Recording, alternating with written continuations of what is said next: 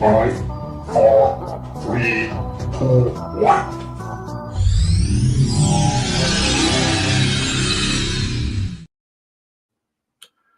Good evening, folks. I'm going to start this week with a confession. Well, as you know, when I did my live little bit this morning, I said that the door was going to be fixed.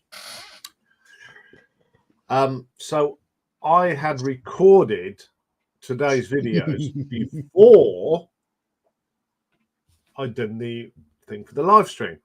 So I edited them all up, la-di-da-di-da, cracked on with something else. The chap come and fixed the door. I'd already sort of preloaded the sophomore video, had me lunch, diddy-da-di-da-di-da, and Dave pooped up, where's the scrubs? I'd totally forgotten to upload it, so that's why it was late today. I got totally distracted.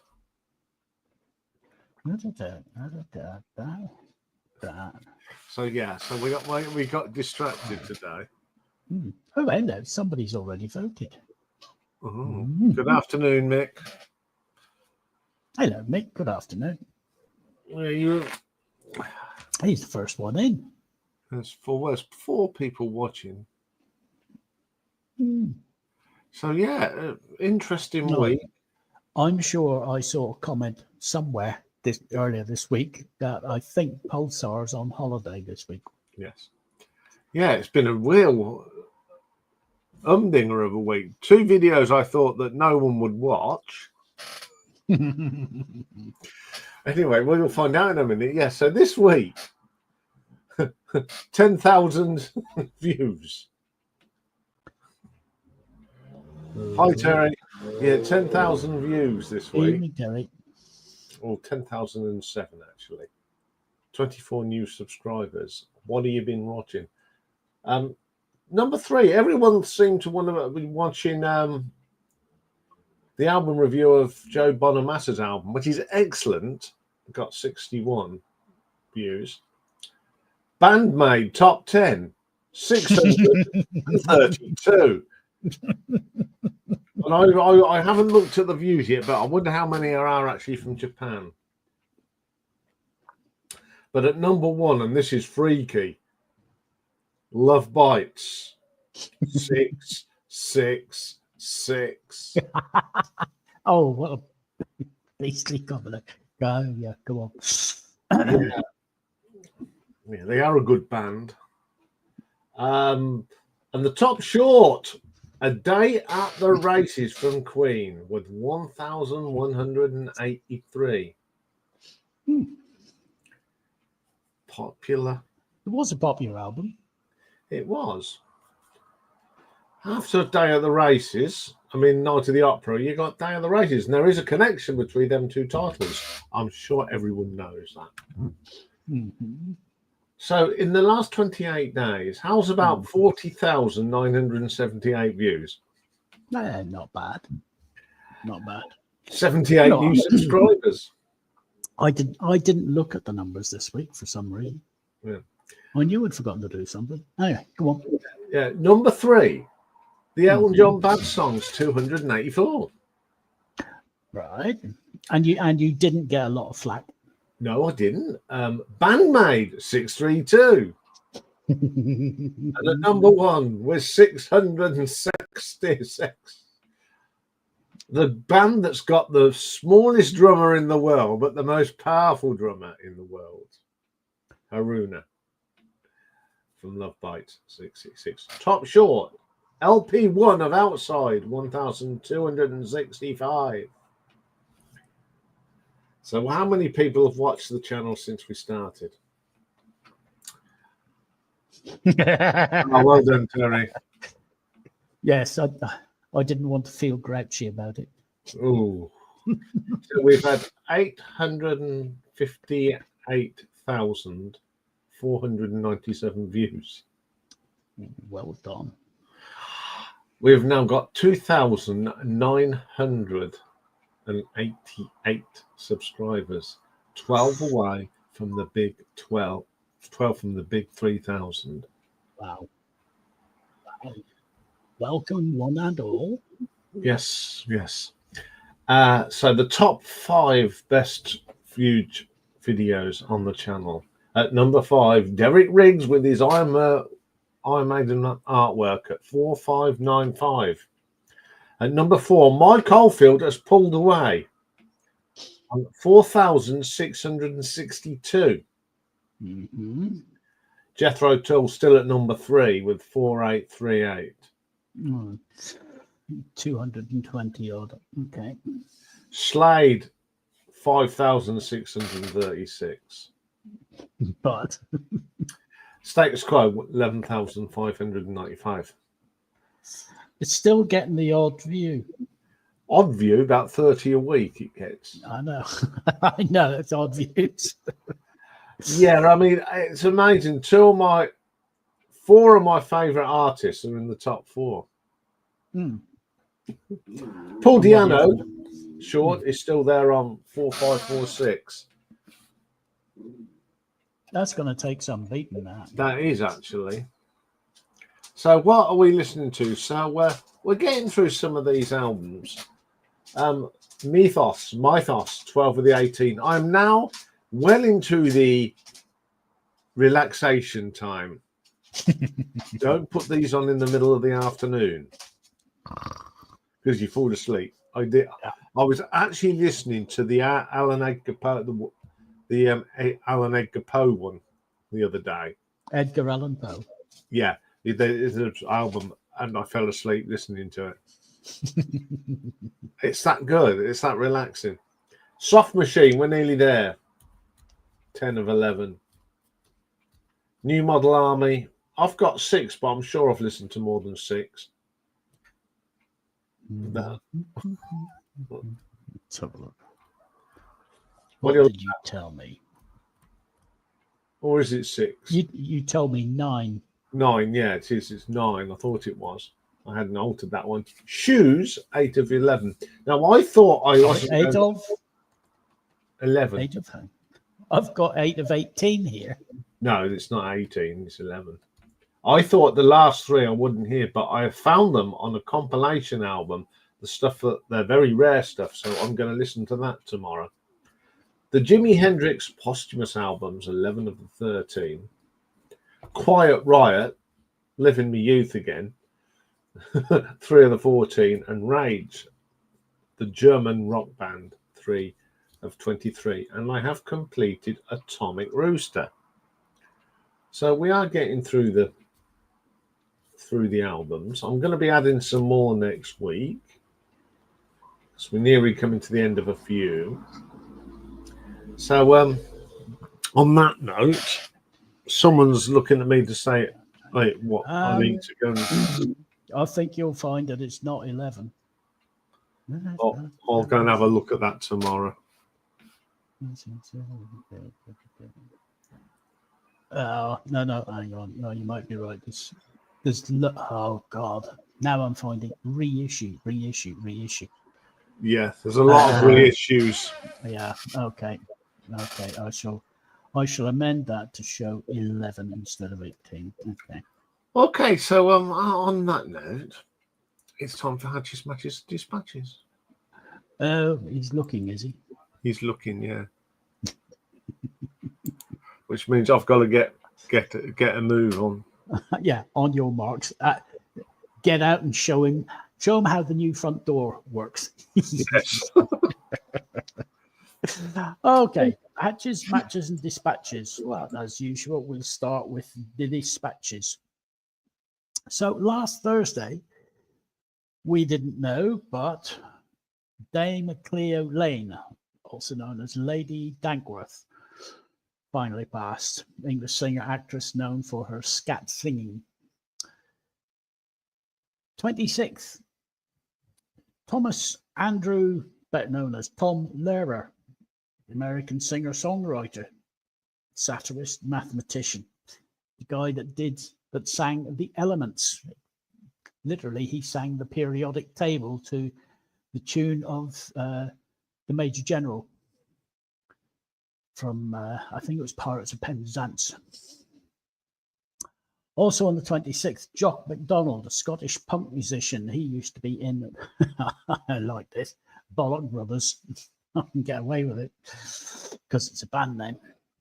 The 29th, another two passed. Livio, I think it's Macchia. He's an Italian, or he was an Italian singer and musician in a 60s and 70s pop group, I Camaleonti. And sadly, one of Ian's favourite bands, Paul Mario Day, the English heavy metal singer with Iron Maiden.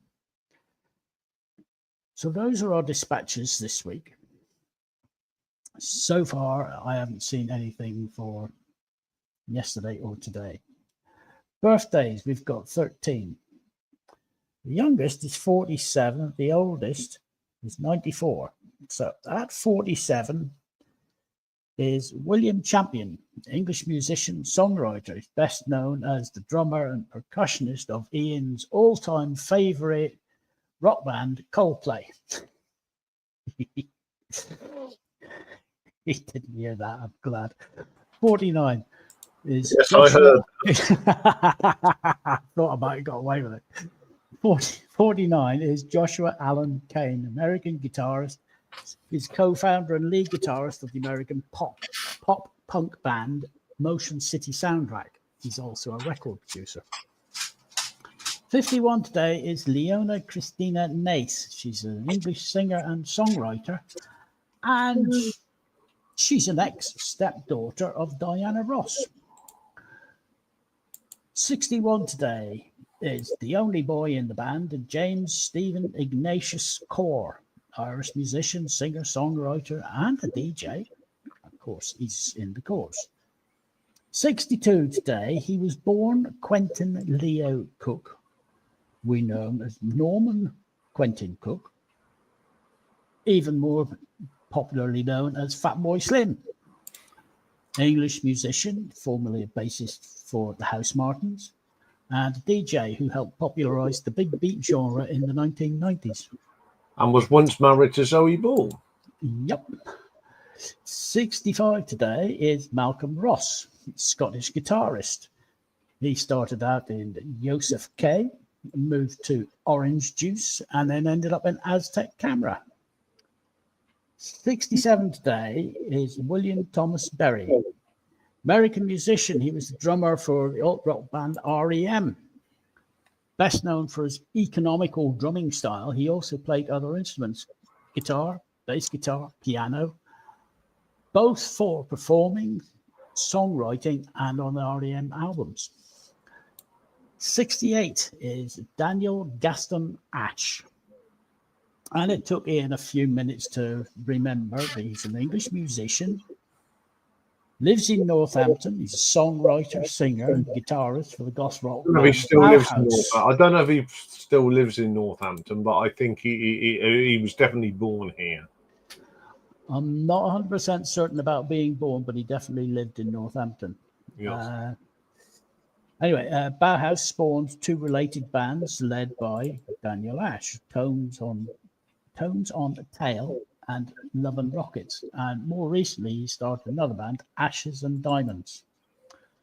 77 today is Russell Norman Morris, an Australian singer-songwriter and guitarist who had 5 Aussie top 10 singles during the late 60s and early 70s.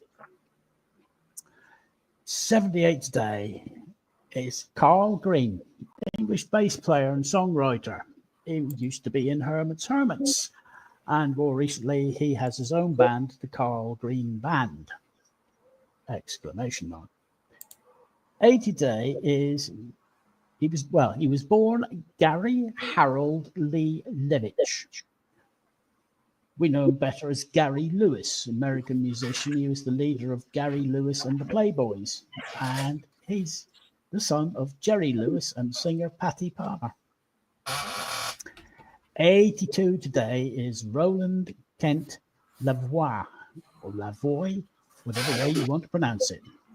He's better known by another stage name, but he's an American singer-songwriter who was very successful in the 1970s.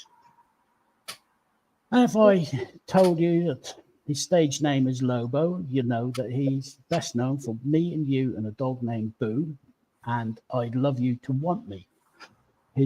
Those are the two singles that charted in the UK. He had a third top 10 single in the US. And then we come to 94 years young granddad Kenneth Earl Burrell, American jazz guitarist known for his work on so many top jazz labels. He has worked with so many people, the list is far too long.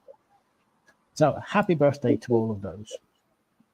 The matches, we've got 6+1 today. Back in 1951, American musician Ray Charles married Eileen Williams. 1951, that's a good year.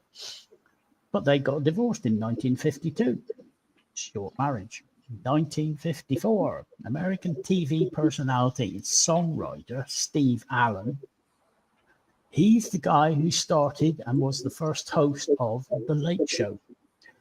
Anyway, he married American actress Jane Meadows. It was the second marriage for both of them, and they remained married until his death in 2000. 1976, pop singer Natalie Cole married songwriter, manager, and Baptist minister Marvin Yancey. They got divorced in 1980. And then we skip along to 1985, and the Bee Gees' Robin Gibb married author and artist Dwena Murphy. And to the best of my knowledge, they never got divorced. 2010 saw Alicia Keys, the American R&B singer-songwriter. She married Grammy Award-winning American rapper Swizz Beatz. And very fancy, they got married at a private home on the French island of Corsica. And then we mentioned him last week. In 2018, David Hasselhoff married his third wife, Hayley Roberts. Now, the +1, I giggled over this one.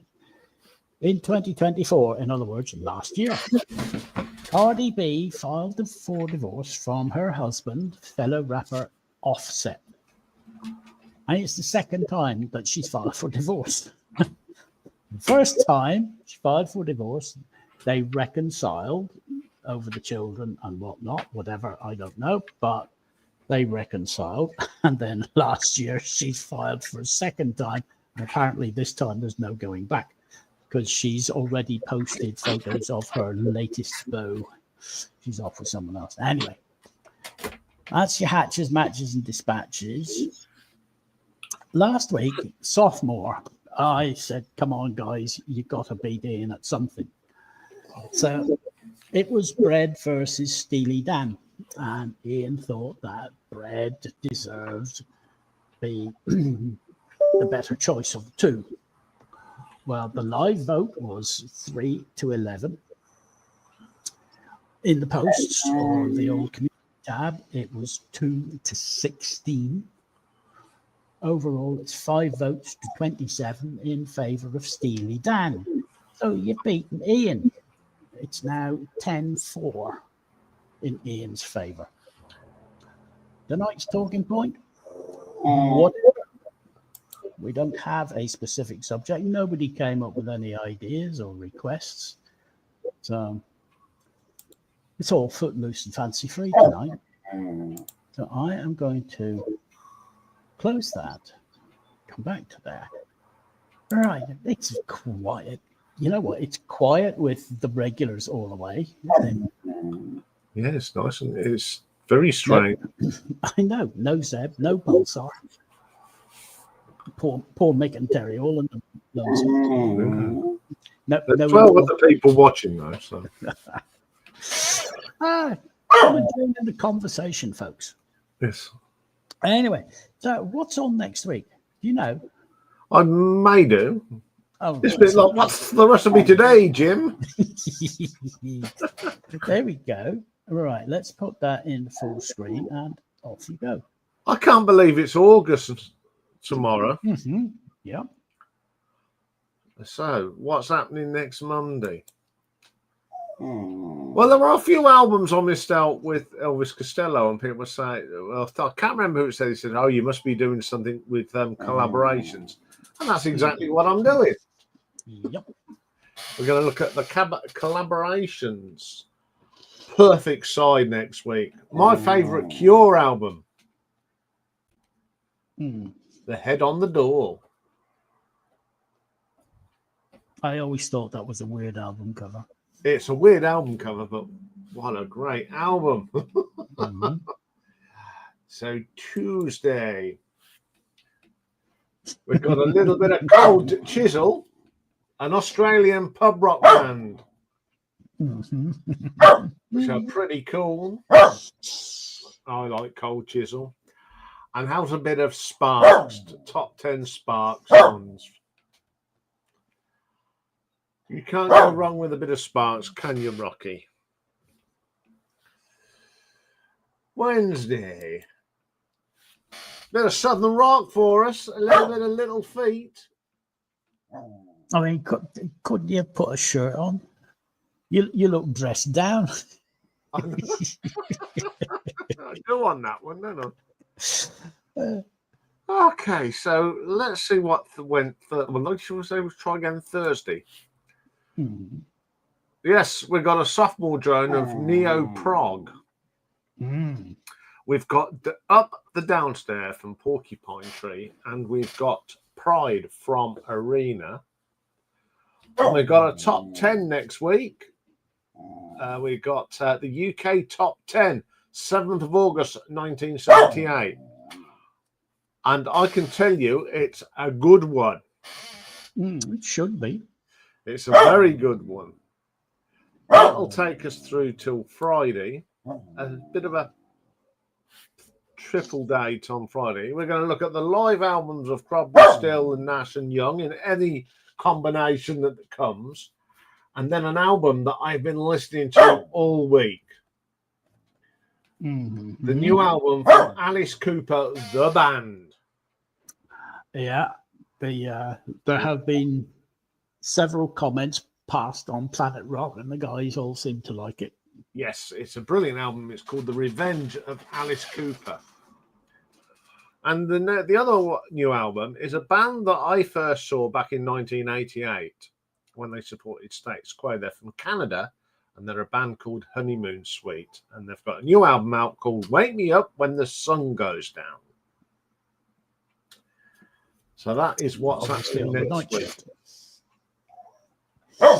That's what's happening all next week.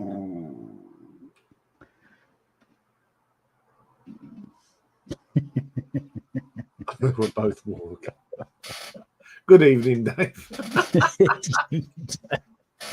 Anyway, I'm going to start off with an interesting one. I didn't hear this. I normally hear everything, but last Saturday morning, well, early hours of Saturday, about 4:30, my neighbour, who she sleeps through, they'd drop the bomb and she'd sleep through it. She got woke up by this almighty crash. Yeah. And she sent me a picture. Where I live, there's a... Now, if it was a Formula One corner, it'd be an apex. Now, someone didn't... Obviously, they can't take the racing line. Oopsie. They came round the curve a bit too quick. Went up the curb, took out the bin, and hit a tree. But there's a little parking bay between the grass with the tree and where they come off. So they hit the lip of that, which turned the car over like that. Oh. Splat. But no one got hurt, apparently. But apparently there were police dogs and all sorts out. In other words, they did a runner. Yeah. So they took out. They're lucky to be alive because it took one side of the tree out. So yeah. So that they were motoring in that case. Yes. What are you barking at? It's because the windows open. You can hear things outside. Oh, don't tell me. Rocky, did a leaf blow past? Yes, a leaf broke. Yeah, so that was the entertainment. Oh, blimey. And you didn't hear it? I did, well, because I don't face that way, I didn't hear it. Oh, right. It's okay. Yes. Uh-huh. But if it were, put it this way, if it weren't for the tree being there, I think it'd have hit the corner of our schlock. Ooh. Ooh. Yeah, while we had a look, and he must have been travelling. I don't know if I can find the picture. Let's see if I can find the picture. Oh, there's the picture. Let's see if I can bring it up. Right, where shall we put it? Let's put it in there.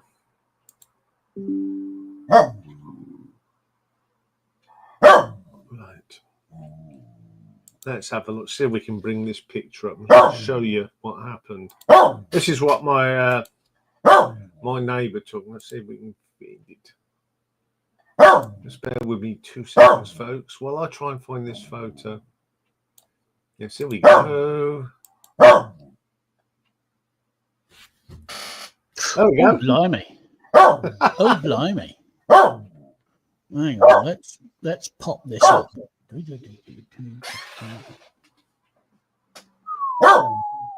Ooh. Good evening, Nick.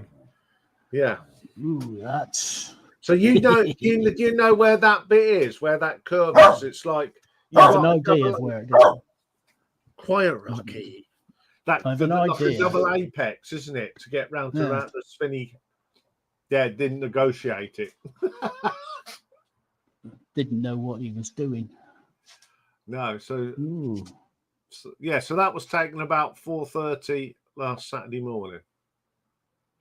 Oh, crikey. Yeah. I just hope the people are okay. I know they probably were going, but you know, that could have hurt somebody. Oh, so there we go. Hmm. And it was spectacular. I'd say so, yeah. Well, I mean, did you watch to end it? up on his roof? Yeah. Sorry. Did you watch any of Ozzy's funeral yesterday? Nope. I saw some pictures. I was doing other stuff. I saw some pictures posted up on the BBC. I think I was Sharon more sort of- concerned about the daughters. God. No, the daughter Sharon looked. She looked as though if you'd pushed her, or blown her a kiss, she would have gone over. I don't think she's well. I don't. She looked. Yes, I understand she's grieving, but my goodness, she looked dreadful. Yeah, she did look hard. It's but I mean, now the daughters, I didn't recognise Amy. No, Kelly, Kelly, I just about recognised. Yeah, I mean, Amy looks like someone's got a chisel to her face. Yeah, I don't know what she's been doing.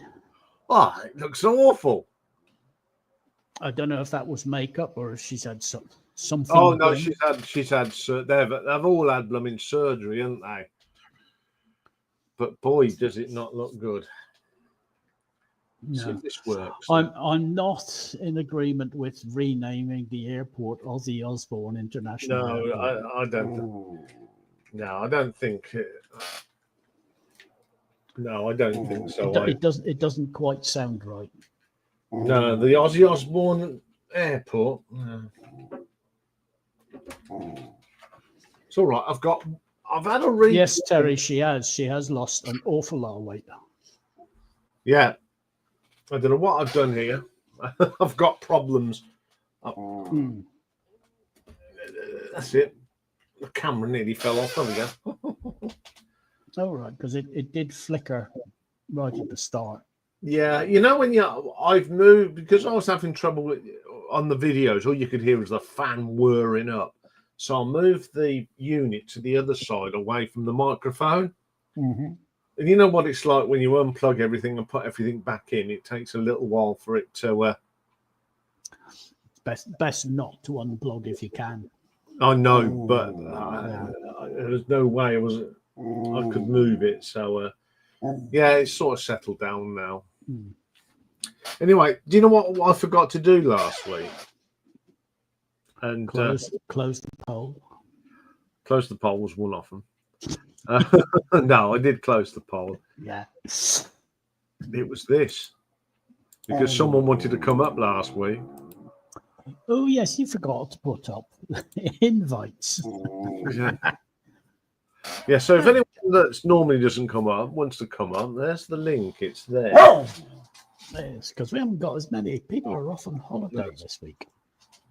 No, I need to.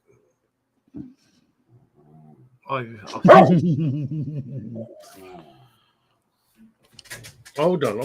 Come here then.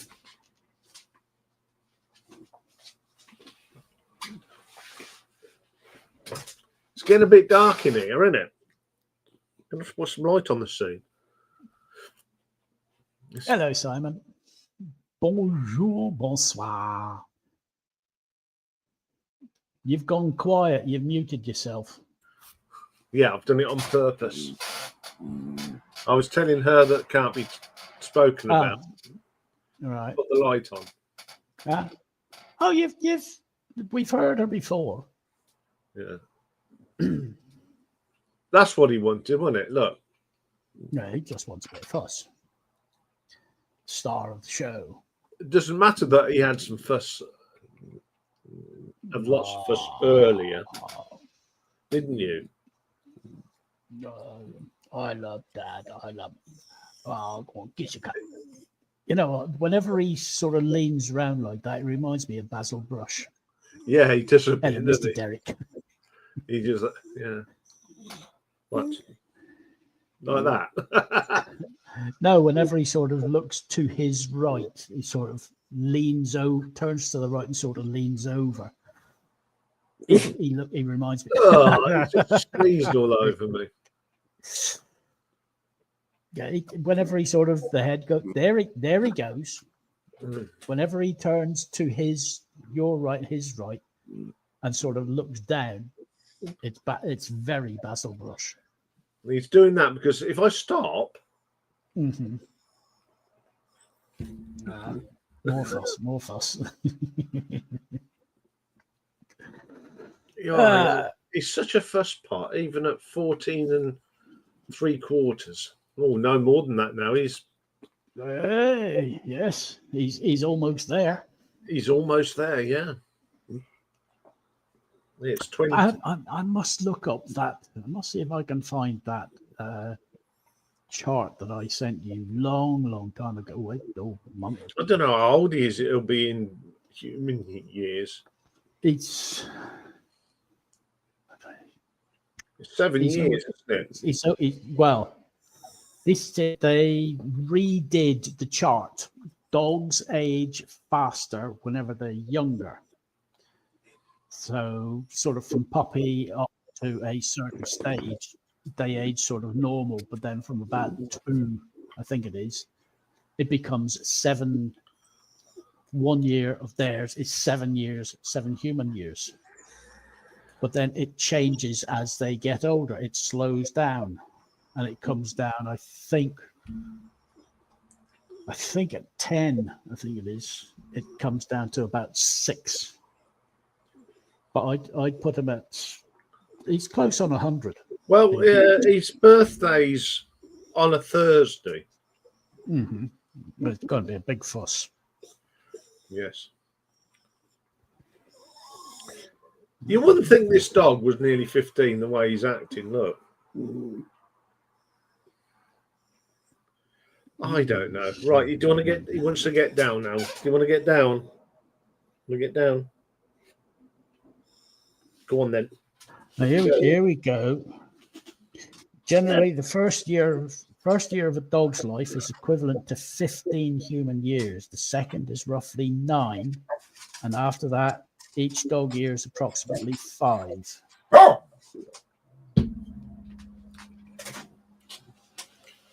Also, 15, 24. All I know Well, that's why he's a great day. 84. He's going to be about 90. 90. Yeah.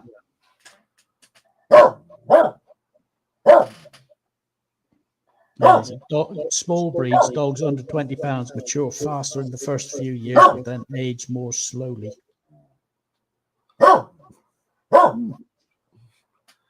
Yeah, that's not normal for a dog of his age. A lot of people say, I mean, it is slow when he walks round these days, but people just can't believe that he's nearly 15. Again, there's another one that's equating him to 76. All depends on the size and the breed. Yeah, there's a lot of them are saying 70. He will be 76. Yeah, he's making the most of it. Yeah, but you've got a trophy in your cabinet. They haven't. Did you see the Spanish press saying that about England? We were lucky to win it. Like, did make it the Spanish just didn't finish their moves like they should do. All right. I don't know what he's really got his thing tonight, hasn't he? Won't be a minute, folks. Dave, you've got the com. Oh dear. Okay, right.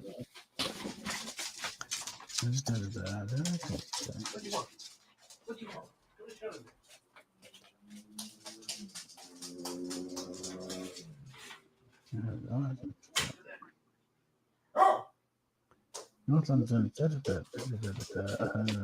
SAR. Ooh, crikey, that's a goal and a half, Simon. That your first score, crikey. Yeah, I'll tell you what it was. He knew that I'd cut his carrot up in the fridge. I want me carrot. Yeah, I mean, I thought he was asleep. If you haven't seen it, Ian, later go and look on BBC for SAR's goal for Spurs.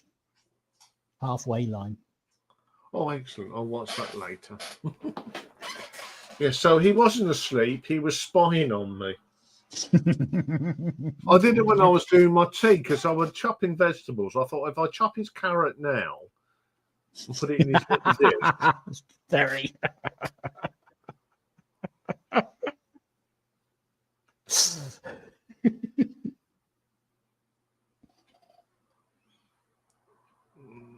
Yeah, I sat and watched it.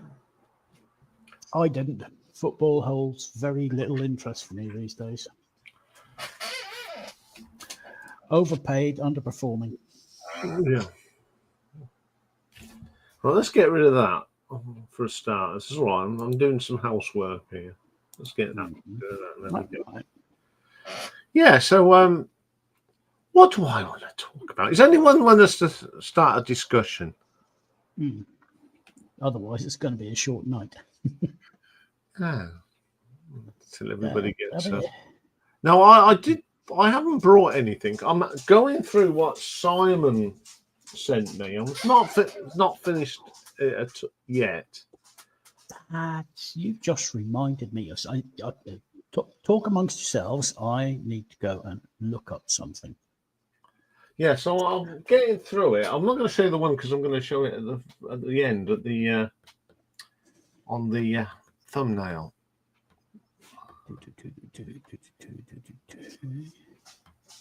How do people clean their vine? That's a good one, Terry. I just get this solution and a soft. When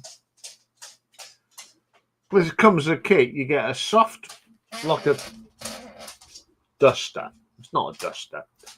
which you put the fluid on, and then you do all your wipe, and then you get this little like what you clean your glasses with to finish it. And it comes with a little stand as well. But I use my stand for my needle drop Saturday. And put the cover on. So yeah, that's how I clean it. I don't go in for this fancy machine. I just painstakingly clean it, and I've got one of them other cleaners. And I haven't got a brush to clean my stylus. There's this little felt thing, and you just gently do that with it. As I read in this instructions, it's quite. So if you get a bit of fluff on it, you put it gently up, and then it just pulls the fluff down, and you take the fluff off. Yeah, that's how I clean my records. I haven't got a machine like some people.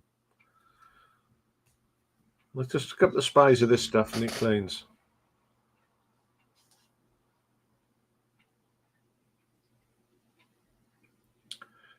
Simon's winding down. Yeah, he did send me some videos last night of his some of the albums is sort of culling.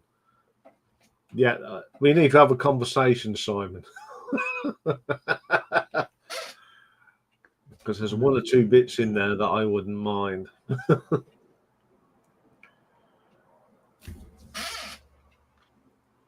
And making a return after a few weeks of being poorly person is Nick. How are you feeling, Nick? A lot better. A lot better. Yeah. My daughter-in-law had it 3 weeks. That's not good. So, no, I didn't have COVID, thank God. No. But yeah, she had the same symptoms as me. Well, that's not good. Oh, Yes. but, Yeah, so did you see the picture of that upside down car? yeah. Yeah, you know that you know where it is, where you pull it, when you pull in if you go coming from town. He didn't quite make that corner. Oh, That's quite a sharp corner, isn't it? and I did a bunker after it as well. Yeah, it looks like it because apparently the police dogs were. Oh, probably stolen then, weren't it?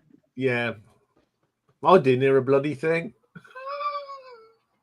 But if I'd pinched a car up that way, I'd be belting it towards Kettering or something like that. Yeah. Anyway, my madness ranking, that were tough. Yeah, yeah. Not a bad album in there. No, there isn't. But Mike discovered an album. He didn't realise that it was so good in the Madness collection. Did you, Mike? I did, yeah. Yeah, Norton Folgate, yeah. I'd never listened to it all the way through. I knew a fair few of the tracks, but I never, until last night, I hadn't listened to it all the way through. It's a cracking album, isn't it? some of the real sort of hardcore Madness fans rate that as the best they've ever done. Well, yeah, I mean, I can see that. I mean, it's up there, in the top 5, with the first 4 albums, isn't it? Yeah, I think, as I said that it's the best of their new albums, without a doubt. Yeah. Gesundheit. Thank you. I was tossing and turning about my number 1, and I think what turned it was the Chipmunks. Yeah. I don't understand that myself. So a lot of fans rate absolutely higher than One Step Beyond, but it's a hard thing to try and put in any order. Yeah, You've I mean, all I got- think there's 1 or 2 songs I don't like. One's Chipmunks. I'm not a big fan of New Delhi. No. there was a couple of bits you mentioned. I'd have put in the comments, but I thought, well, bugger it. I'll be back tonight, and yeah, that Drip Fed Fred. I think that's the best song on the album. Oh, Not without just because of Iain Jury, but yeah, that was the last thing he sang on. yeah, to go on a record, or a CD. I mean, when I watched the video to that, I sat and when I put the playlist, I sat and watched the video again because I was right next to it. He looked really poorly. Yeah, he was quite thin, wasn't he? And yeah, but he was still seemed to have having a good time, and there was so much you could see the respect that Madness had for him. yeah, well, he's basically one of their heroes, Yeah. I didn't realise that was the last thing that Iain Jury recorded. Didn't realise that. Yeah. Yeah. Yeah. I think it was in the charts in January. I think it was 2000, wasn't it, when he passed away? I think it was in the charts in January, and I think he passed away in March. Not quite 100% certain that. Yeah, and although I put Yeah, it was. It was single in January, and then he died 27th of March. Yeah. All right. I really like that covers album they did as well. And I'm not a big fan of cover albums, but that covers album is really good. I don't know. I really like covers. If they're done well, I really like them. I mean, I love their version of the Israelites. I think that is terrific. Yeah. The Supreme one, no, I didn't. Don't do Supreme songs, boys. Leave that to the girls. Yeah, but I mean, I think the art to doing a good cover version is not to try and make yourself sound just like the original, because then what's the point?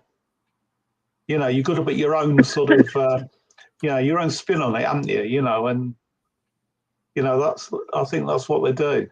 Yeah, I mean, they did. On the Israelites, they did. It got that to sort of keeping to the roots, but adding that madness sound to it. Yeah. And I think that's to do. I mean, I said this on the video that Dan Woodgate is a very underrated drummer.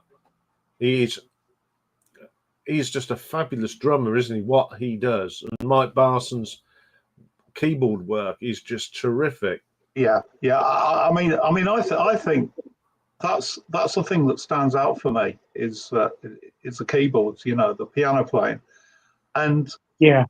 And I think sort of like listening to Norton Folgate, it was like everyone's having a right old knees up round the piano in the East End somewhere.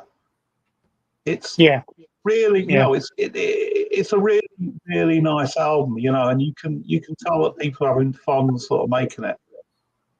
I can imagine it being Mike playing a battered old piano in the corner in the pub with the odd doff note in it. It's got that feel to it. Yeah. I often say that. You listen to their earliest sort of stuff, and it's got carnival in it.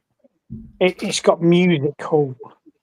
Yeah. It's got those that old East End pub with the bloke playing the upright piano in the corner for a couple of pints of beer in the evening. Yeah. I mean, I reckon Chaz and Dave could have made a right good album with Madness, couldn't they? Yeah. Yeah. It would have worked. Yeah.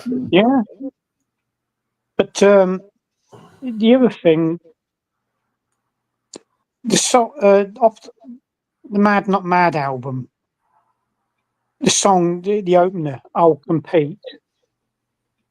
I absolutely love that song, but they did toy with the idea of making that a single release, All right. but it never happened because the song is basically it's a kind of a Mickey take on themselves because their records sales were sort of going down a bit, Right. and they realised they weren't as popular as they used to be, and the song is basically saying, well, they're going to try and sort of struggle on, and try and really make a go of it, and it's sort of taking the Mickey out of the music business in general as well. So I think that's why that one never made a 7-inch single release. And in a way, I'm glad because I think it's better as an album track. Yeah, I think you're right, Nick. It deserves to be a deep cut track. Because the song finishes sort of abruptly. I reckon it would have been better off as the last song on the album. Yeah. To finish it off. Yeah, definitely. And the other one, there's a song called Victoria Gardens. Yeah. They toyed with making that a single release instead of The Sweetest Girl. Yeah. But because the previous release, Michael Caine, was it was sung by Chas Smash, and Victoria Gardens is lead vocals is Chas Smash, and the record company didn't want two songs without Suggs All right. doing the lead vocals.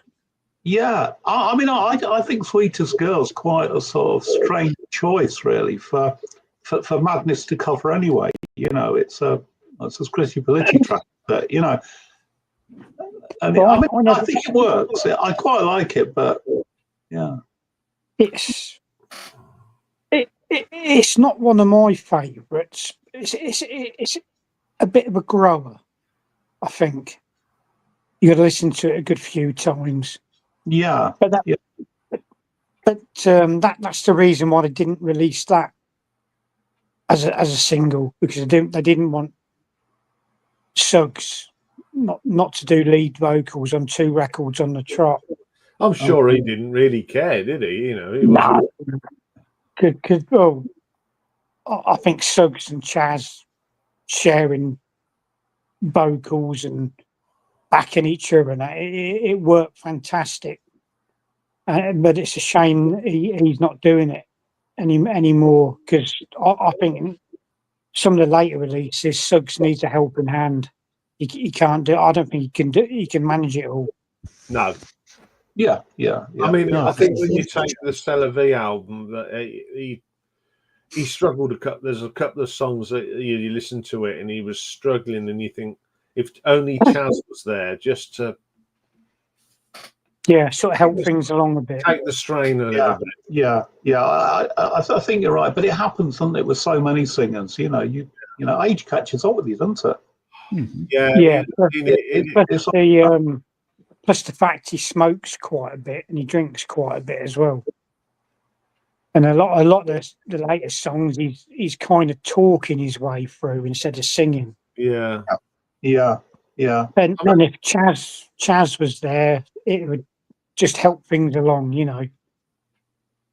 Yeah, I think so. You know, but some singers I think can go on forever, and others, they can't. And I think the sort of like the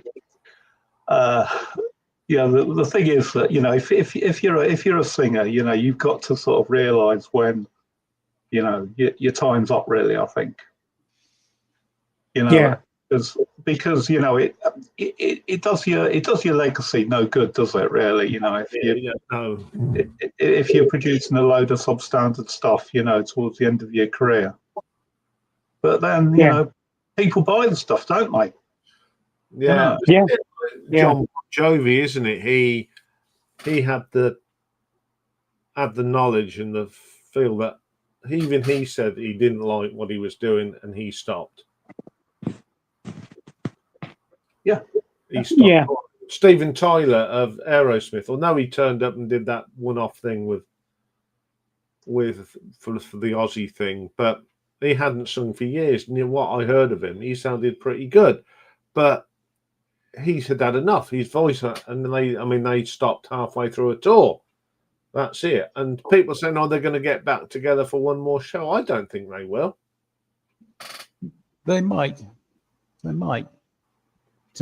Because they had to cancel so Who many. knows? Who knows? I mean, Aerosmith aren't really one of those bands that I think, it's time for them to give up. They're one of those bands that I think, why did you start in the first place? Honestly, they just don't. It's the sort of music that just doesn't do it for me. It's all hair and no talent. As far as I can see. But I know a lot of people disagree with me about that. But that's why. Yeah. Oh, what was I say that, Terry? I love him. Yeah. He should go on forever. That man. Yeah. It's hit after hit with him, isn't it? But unfortunately, He can do no wrong. And when he finally goes, I'm sure that the Vatican will have something to say about that, and we'll have Saint Paul, another one. Well, he died in '69. Actually, what I had in the back of my mind was Paul Weller. Oh yeah. I really don't think he's got it. I mean, I think a lot of things went wrong. You could see how things were sort of like not going to sort of continue sort of like as they should do with his career, with his thing, I think, with Beat Surrender. Mm-hmm. And particularly if there's a double single, isn't there, of Beat Surrender? Yeah, and I've got it. Weller absolutely murders a couple of soul classics on that. Isn't Heatwave on it? Yeah, I can't remember, but it's absolutely awful, and it's like a sort of warning to the world that things aren't going to be the same again. That Style Council were just round the corner to haunt us. And yeah, but I absolutely love the Jam. And but there was something about the turn in his career.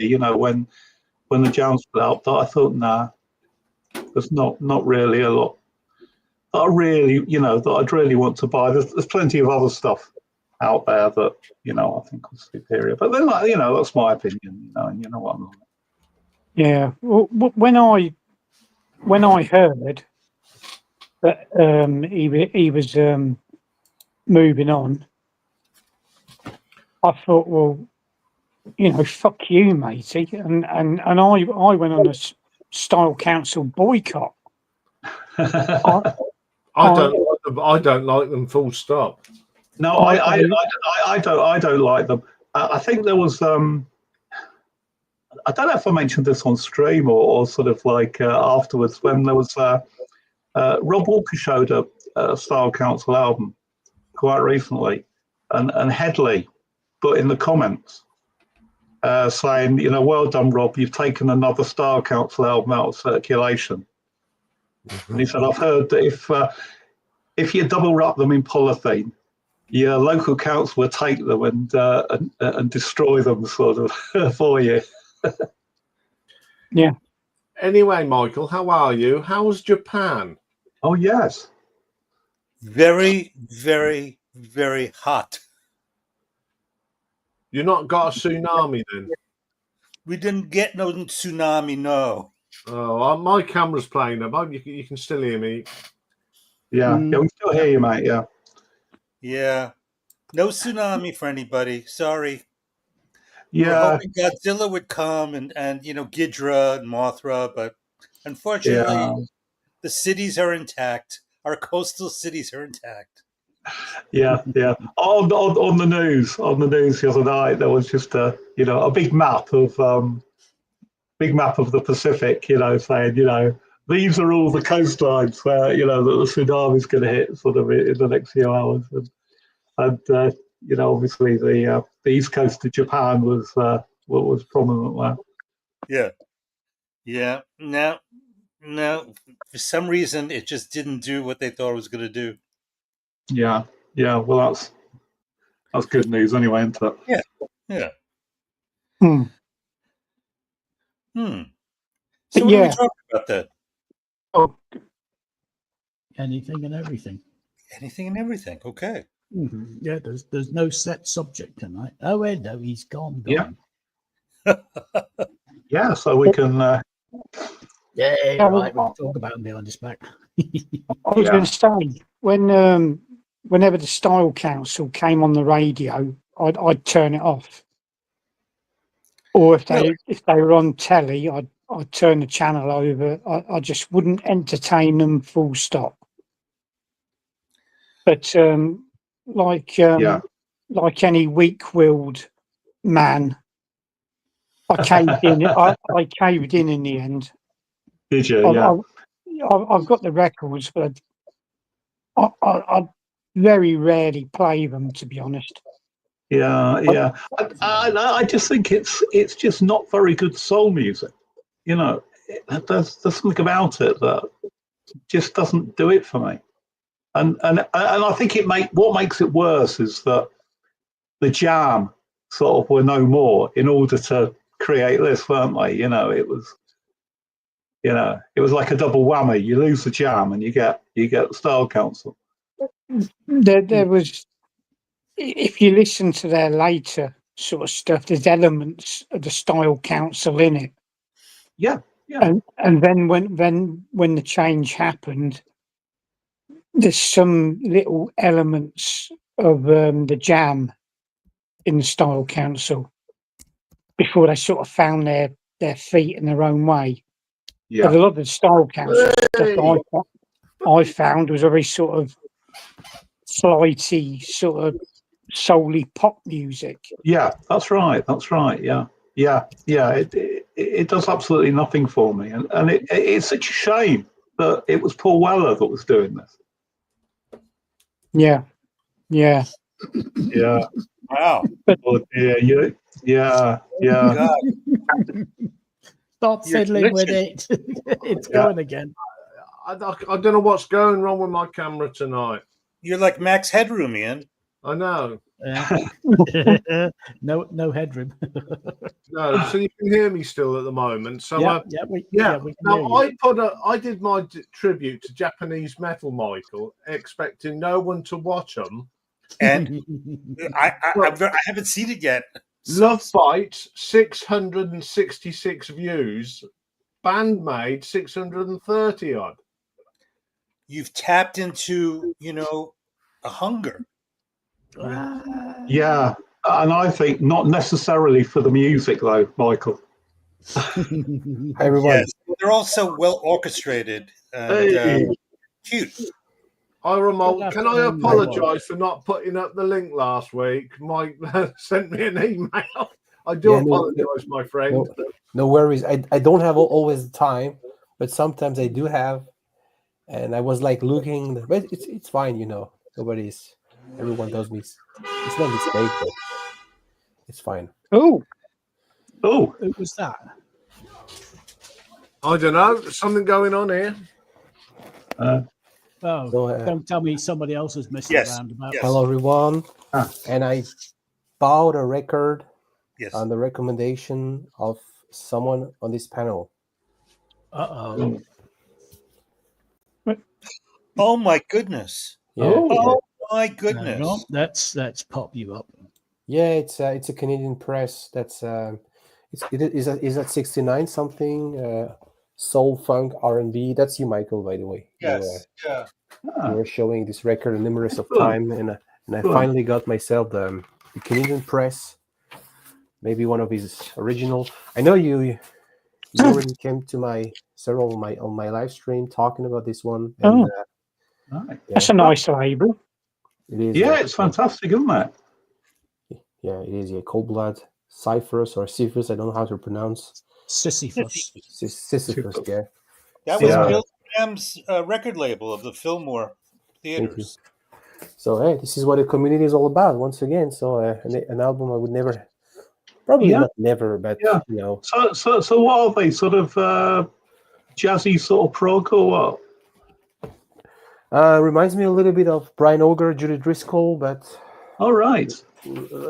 more soulish stuff.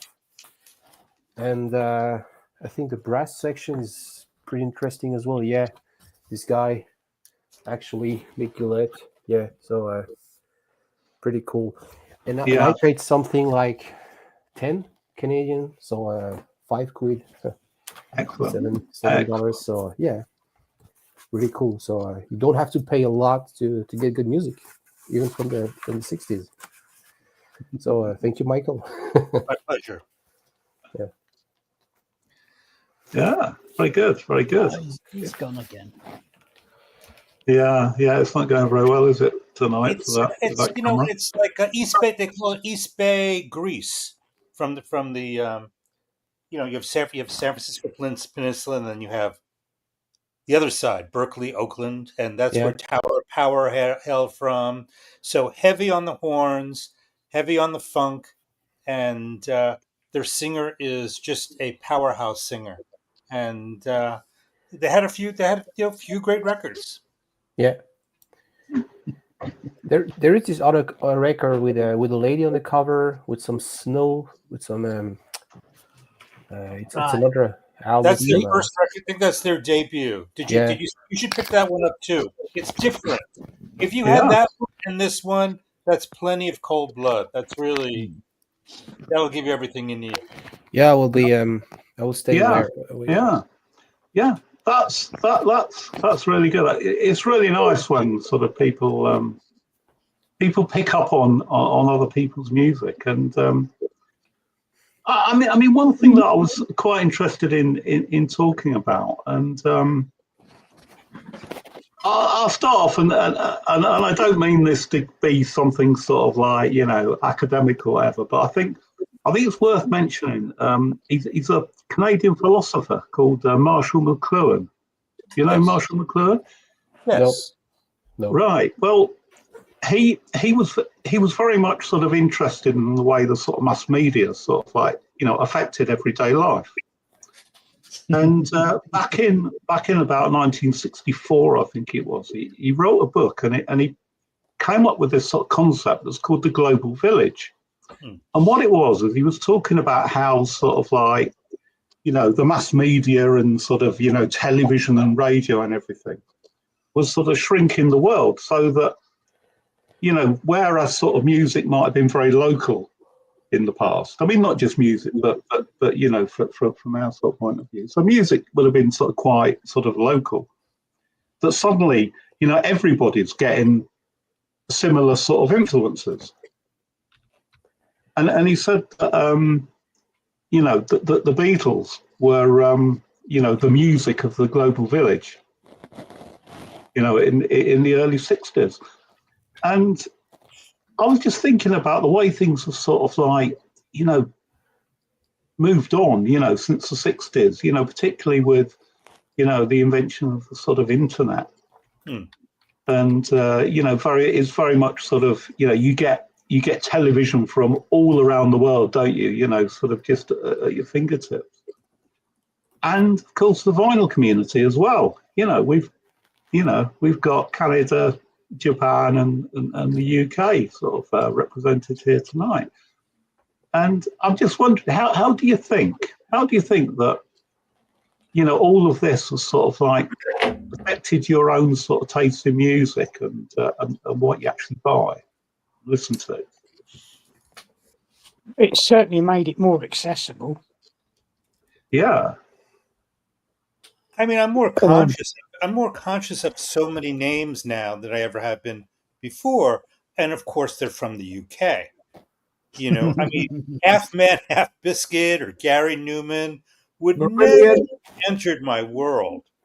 You know, had it not been for this type of experience, because some people are very dogmatic about their likes and their dislikes, and that has an influence. A strong opinion always has an influence, as opposed to, Yeah. none. Yeah.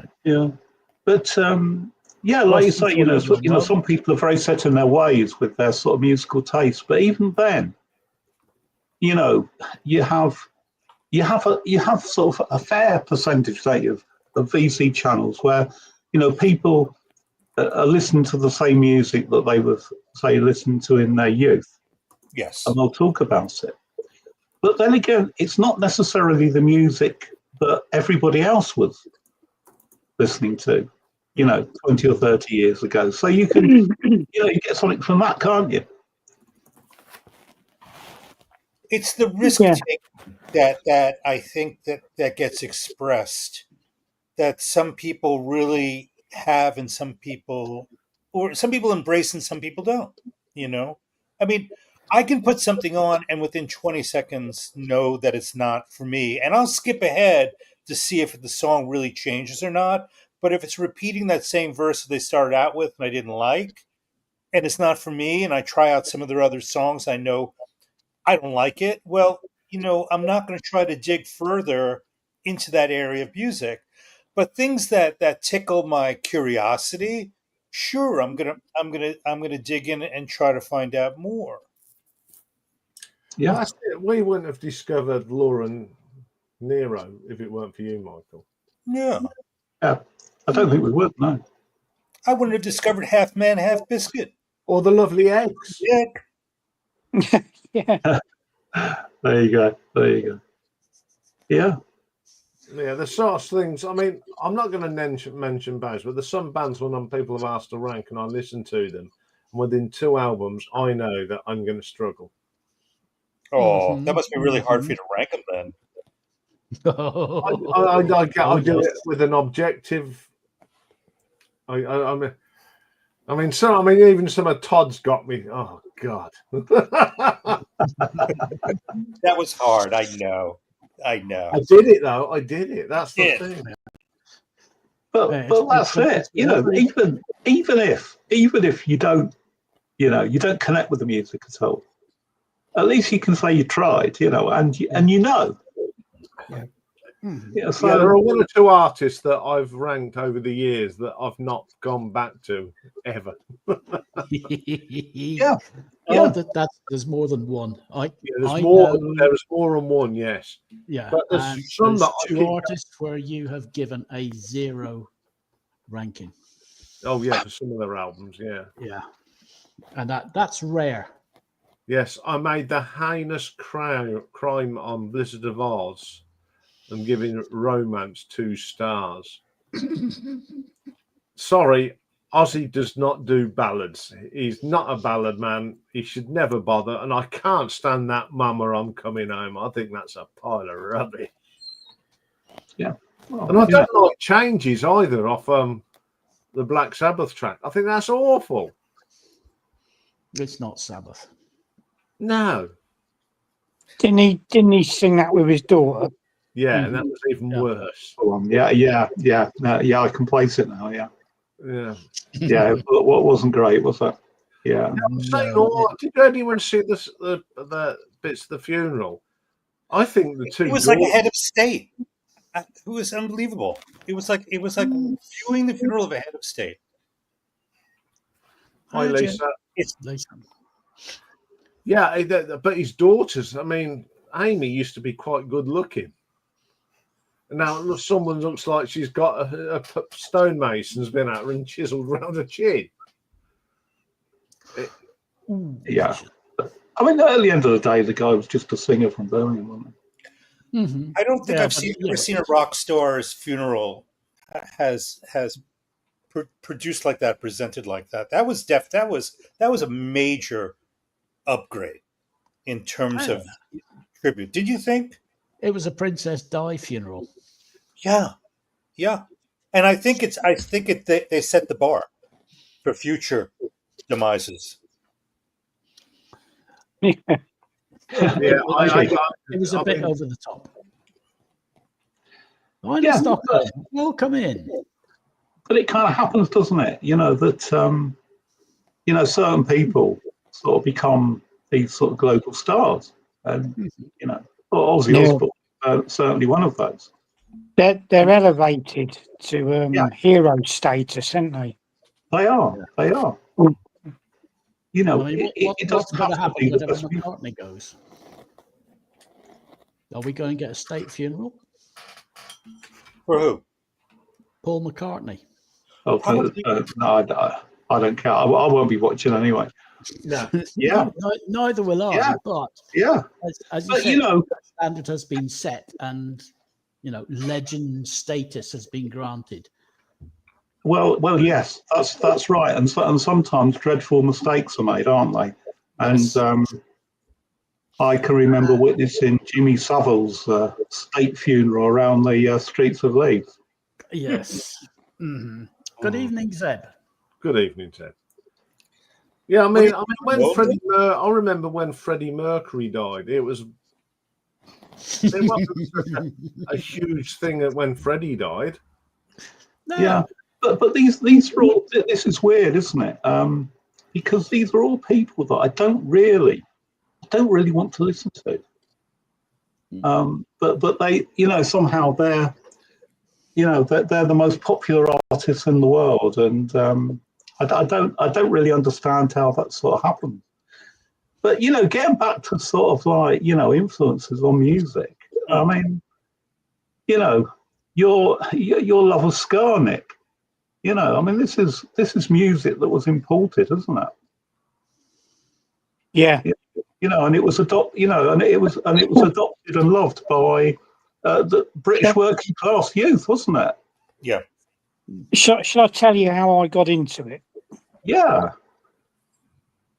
Back in the day when I used to go to a lot of sort of scooter-based events and all that, music do's, all-nighters, a lot of it was Northern Soul.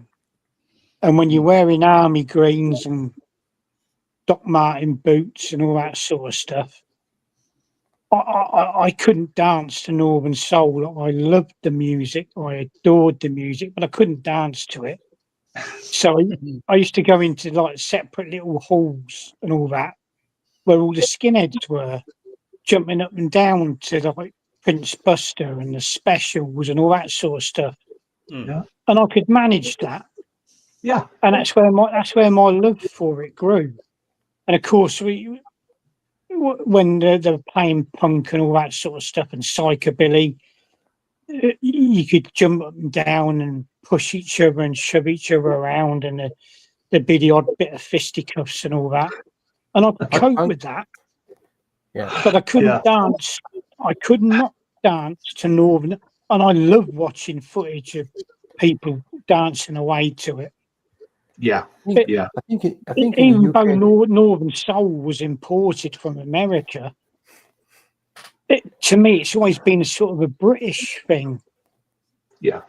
I think there were a time in the UK when punk and reggae were really close. Like for instance, the Slates manager Don Letts, he was a DJ, and he was playing reggae record at this punk club called I don't remember. Trumbo, because there were no punk record at the beginning, so he played reggae stuff. So it was all linked.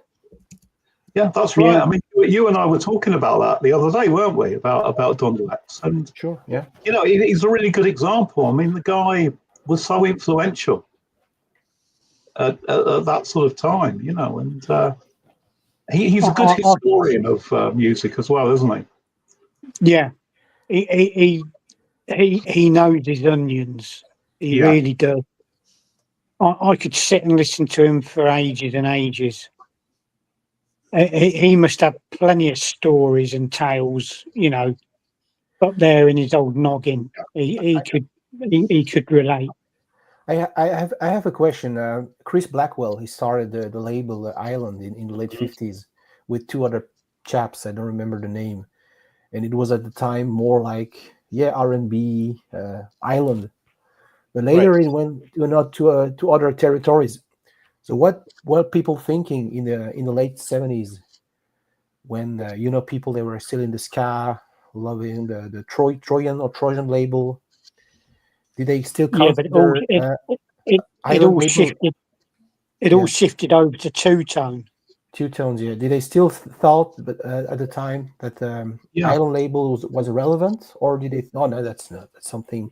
Not for us. Island for me was one of those record labels that was relevant at a number of sort of times, really.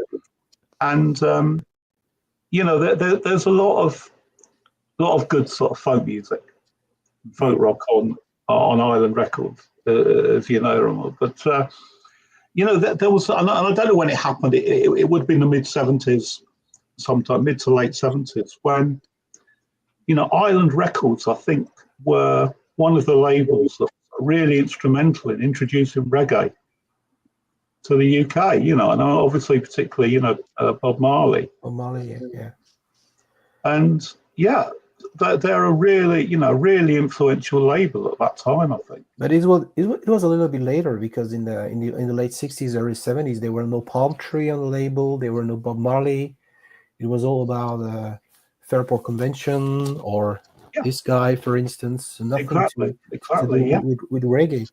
Only in the 80s, when Bob Marley became a huge thing, and it started to go island, exotic stuff.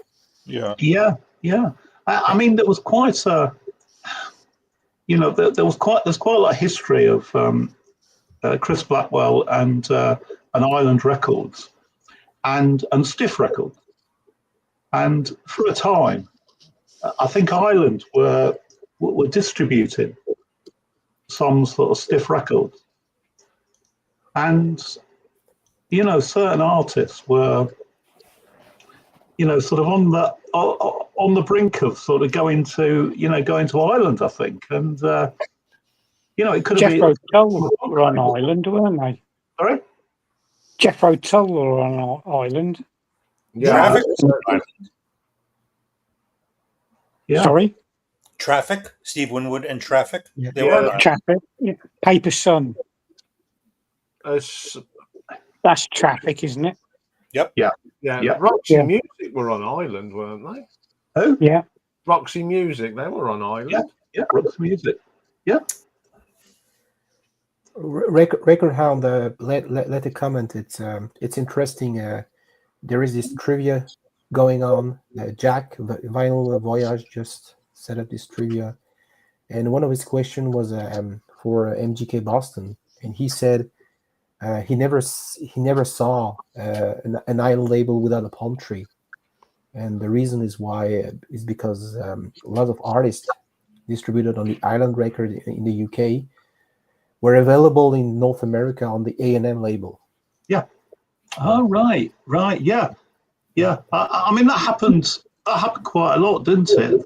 Artists were signed in the US to different labels. Yeah. To the UK. Yeah. That's interesting, isn't it? Yeah. But, this is perfect to recognize at a glance if you have a UK press or a local Canadian or American pressing, because of that.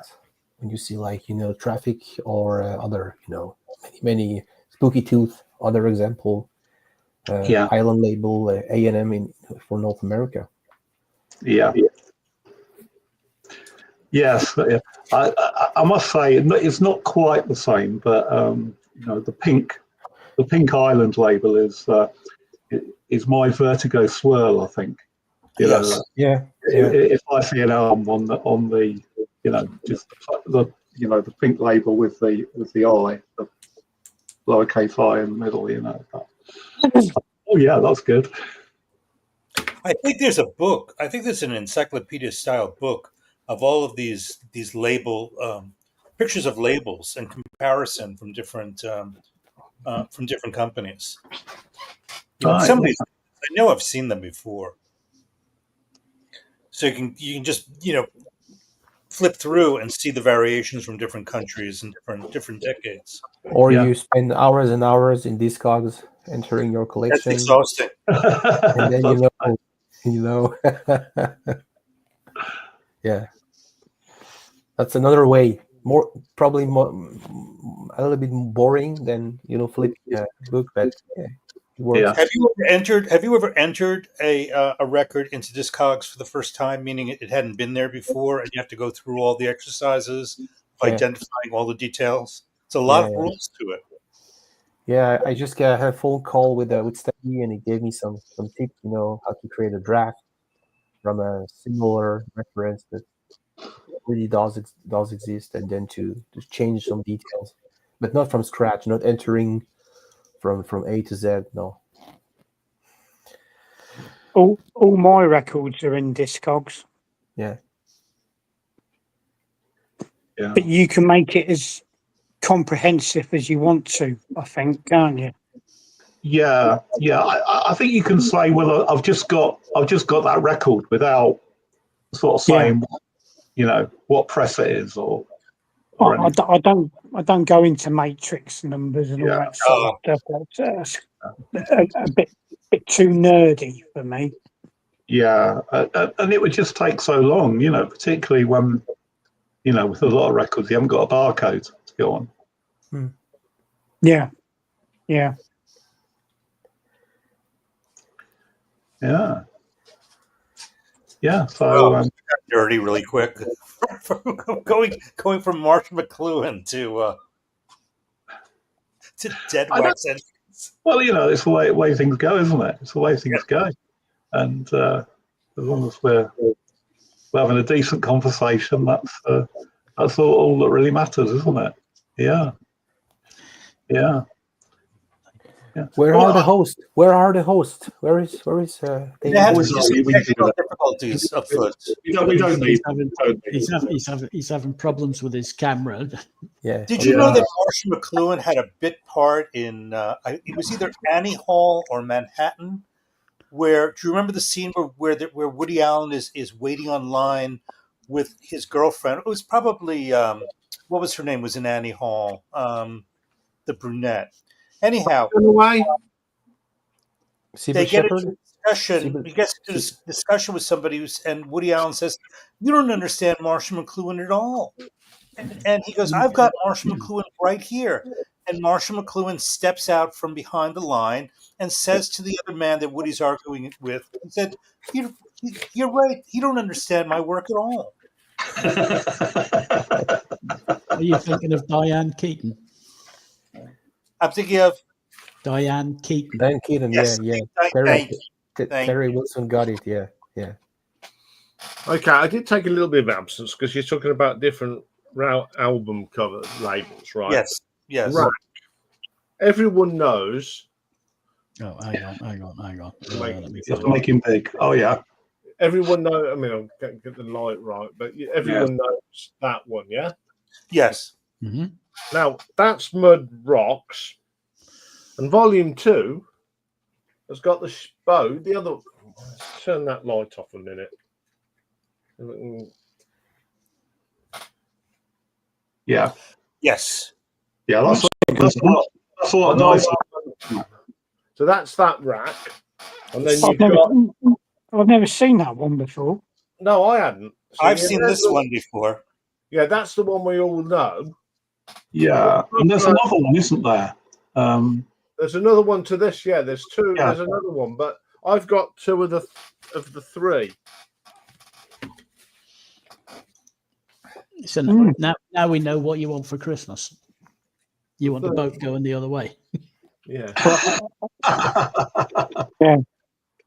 Don't forget your Duck to Prague away kit. Yeah, that's it. I need that as well. Simon. Nice rack. Oh. Nice rack. Yeah. Yeah, it's amazing. You know when you look at it, you go, hang on, this is on the same label. Yeah, of course. Well, that's it. That's it, isn't it? But yeah, I mean, we mentioned Jack's trivia quiz, Yes. didn't we? And when he did when Richie was on, the other day with John. But the label question was just so easy, wasn't it, compared to some of the ones that have gone before? Yeah. Yeah, Yeah. Jack's quiz, it's the quiz of the week, isn't it? Yeah. yeah, Live from Norwich. It's the quiz of the week. yeah. That's sale of the century. Yeah, Yeah. but I mean, I think the longer this goes on, you can see the real pop quizzes are, can't you? The experts are coming through, aren't they? Definitely, yeah. Yeah, It's because I thought Richie would have absolutely no chance against John. He put up a good fight, didn't he? In the end, yeah. yeah. I had mine earlier this morning with David Atkinson, by the way. Oh, yeah, that'd be good. That'd be good. And then there's cannot say nothing. no, don't say anything. And there's one more in there. Is it who's Gav playing? Ben Rankings or not? No, not. Oh, it's it's Harris, isn't it? Harris Pilton, yeah. Yeah. Oh, The housewife's favourite. yeah. I like that, Nick, because you put it in a comment and Jack picked up on it, didn't he? Yeah. And Yeah. I put in when Ben, the boy wonder from Down Under. Yes. Yeah, that's right. Yeah. I mean, Housewife's favourite, does that come from horse racing, doesn't it? Betting on the Grand National. I think. Yes, Yeah. yeah. Yeah. Or the housewives used to pick the grey coloured one or something like that, didn't they? Yeah. That's it. Yeah. Oh, he's a good laugh, Harris Pilton is. He is. Yeah. Get on well with him. Yeah, when I used to do pub quizzes, if I went to a pub quiz in another pub, I was not allowed to play. Oh, you were that good. Oh dear. The master would just walk in and he went, "You can't play." Oh, Yeah. I said, "Why not? This is because you set questions yourself." Yeah, we knew all the answers. Yeah. But it's a lot of it's a hard work. I mean, Jack didn't only use AI or Chat GPT, something like that. Yeah, it is. I can vouch. It is hard work putting a weekly quiz together. Oh God, Because yes. I often brag to gather people on the screen, and it's not a lot of work, but what he did clearly, putting up this trivia, inviting people, and it's a great idea that gather people together, and it's a lot of work. Yeah. Yeah. Well, we were. I appreciate it when people do that. When people get to go the extra mile to do that, I really appreciate it. Yeah, he's done a great job, and it's great entertainment. It really is great entertainment watching all these people that battling it out against each other. Yeah, he's done and a hats off to Jack for that. He's come up with a master plan there. Yeah, absolutely. Yeah. It was good fun to do, So, Yeah. I love playing along, but the trouble is, my knowledge is so much sort of limited overall. Yeah. There's one quiz where I got absolutely fuck all, not 1 point. Oh no! Really? Oh wow. Yeah. Not bad. I've got to tell you though that I played against Midge, and I lost by 1 point. Yeah, I know. And it should have been a draw really, because my mind went blank on Anarchy in the UK. Yes, we know. I'll never forgive myself. But anyway, I lost by 1 point. Every other quiz since then, if I'd been playing along at any of the other quizzes, I wouldn't have got within 2 or 3 points of the winner. Every time there's been, there've been people who have the winner's been sort of better than than I am. Sometimes it's both of them. Well, you probably have heard the answers somewhere down the line, and you know them. But it's like he says, if only I could remember the name. Sometimes Yeah. you just can't click straight away and get Yeah. that answer, can you? Yeah, You know. exactly. And I'm absolutely useless at sort of naming the albums. So You know. I don't think I've got But one right. I thought it was quite funny that Richie was given a Vashti Bunyan album to identify. Oh, You see, you know, I don't think it'll be anything that'll be sort of like farther from Richard's comfort zone than Vashti Bunyan. Just another diamond day. Did you get that one? Oh yeah, I've got that album. It's one of my favourite albums. an OG? An OG? Do you have an original copy of Vashti Bunyan? It's a repress. Okay, yeah. Yeah, and it's nice. It's yeah. And what's your take on the following that came 53 years later? It's a really, really good album. But it's so strange, isn't it? That it is about 40 years, isn't it? I said 50 years, probably 40. Between the two albums, yeah. Yeah. Yeah, absolutely. But yeah. At least I can take pride in the fact that I knew what the very first video to appear on MTV was. Yeah, I thought everybody knew that. Yeah, exactly. It's like that's common knowledge. Yeah. Yeah. I wasn't sure. As a French guy born in '86, I was hesitating between Video Kill Radio Star and Dire Straits' Money for Nothing. I wasn't sure.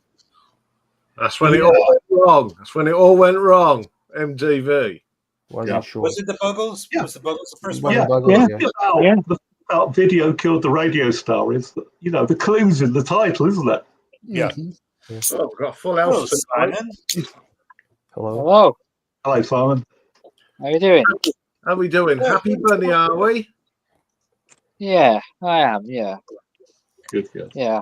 But you guys in the UK, you had later your own version of MTV, and the host, or one of the famous hosts, he speaks French. He was like famous in the French television later. How was his name? He was doing like silly things on his face. The name escapes me. Can't think. MTV UK. Euro trash. MTV UK. It was Eurotrash. It was Antoine Decam. No, it's a British host, but he got later famous hosting the stuff on the French television. VH1. No. Ray Cox. Right. Oh, right. Ray Cox. Yeah, Ray Cox. First of all, he was a columnist. And he was big on French telly then. Yeah, he was. He speaks really good. I think he lived in Belgium, in the French-speaking part of Belgium. I'm not even sure, but he had his own show on the French television, and really nice guy. And we didn't know about his past MTV UK 80s, but yeah. VH1 had some good stuff on it. They did a thing called Storytellers, and they used to have people come in with a group of people. Meatloaf did one, and that was fabulous. Bruce Springsteen did one, but that went on a bit. Like every Bruce Springsteen does. But one of the best things they did, they got AC/DC in the VH1 studio for a little thing, and you thought you was going to get the later stuff, and they did stuff that they hadn't done on stage. The Bond stuff they did go down, down payment blues and all this. It was a great 30 minutes of just pure old stuff. And it's never been put out on an album or there's not even a pirate of it. Yeah, but that's what you want from live television. I mean, one of the really good things about Whistle Test was that the bands weren't obliged to play their latest single. Yeah, Mm. I was about to say that. I think the MTV, lots of French television, German television got inspired by having similar program where it was like only a bunch of video clips played and playback, and it killed, I think, the live performance in a way. Yeah, And, the next band had to do an unplugged set on MTV, and then that was over blooming killed as well, wasn't it? Unplugged this, some bands that should never be unplugged. Yeah. Yes, I mean, I think you're right. There's quite a few of the performances were quite forced, weren't they? Mm. The artist didn't really, their music didn't really lend itself to, an acoustic setting. And Yeah, I mean, one of the worst ones, Scorpions. the Scorpions unplugged. Who wants to hear an acoustic version of "Rock You Like a Hurricane"? I do. yeah. Yeah, that's right. Yeah. Oh, anyway. Ooh. Everyone's having blips tonight. Now Mike's disappeared. It's the night of the gremlins, isn't it? Mike's turn at the moment. It's Mike's turn to go. I'm going to close the poll and I'm going to have a look and see. Okay. We've still got a couple of minutes. Okay. Still got a couple of minutes. I'm keeping an eye on it. Oh, you're back, are you? It's just night. Yeah. No, it was. I got a little cold, so I needed to nip off myself. I got myself another beer as well. Yeah. Oh, I share an album I've been playing today. Yes. Yeah, sure. But I haven't played the music for quite a while, and she's a really interesting artist, and she was mentioned in passing in a book that I've just finished reading, which is Electric Eden. Yeah, and in fact, I listened to 3 of her albums today, but this is Sheila Chandra, and this is the Zen Kiss, and she was in a band, a sort of Anglo sort of Indian band called Monsoon. Mm-hmm. In about early 80s. Oh, yeah. Ever So Lonely. Yeah, that's it. Yeah, and I think that was probably her only hit. But she went on to do a lot of stuff, and she's very sort of influenced by her ethnicity, really, and sort of the fact that she's a British person of sort of South Asian sort of heritage. Mm-hmm. Mm-hmm. And she produced these 3 albums for Real World, and this is the second of the albums, and I think it's the best one. But she takes sort of a lot of influence from all over the place, and there's this sort of drone sort of music. It's very much sort of comes from The inside. so it's very sort of a vocal thing. It's almost like vocal percussion. Yeah. And she does a bit of that in this. And I must say, it's not my favourite stuff of hers, but she takes influences from all over. And one of the tracks on here is A Sailor's Life, which of course is a folk song. Yeah. And it's a folk song that was, was on Half Bricking, Fairport Convention's album. Sung by Sandy Denny. And it's an absolutely brilliant sort of version. And this is really good. It's a real mix of, different sort of musical styles. A lot of her singing is unaccompanied. Oh, I like that. Oh, so I was going to ask you what instrument she plays, and the answer is she doesn't, right? It's all voice. Well, a cappella? A lot of it is a cappella, but even when she's accompanied, it's very stripped back. So the voice is always the most important thing. Hmm. And yeah, it's absolutely brilliant stuff. And it's just that a name was mentioned in passing, in as I say, in Electric Eden. I've just finished reading, and I thought, yeah, I'll get the albums out and have a listen to them, and that's what I've been doing this afternoon. Yeah, absolutely brilliant stuff. Yeah, that's the poll closed. 6-all. Okay. Stephen. What year or what decade were released? Is it late 70s or early 80s or 90s. So 90s. Okay. there were three albums for, as I say, that she did it, and it's a trilogy. So it's meant, from the start, it was meant to be 3 albums that sort of, fit together, and they really do.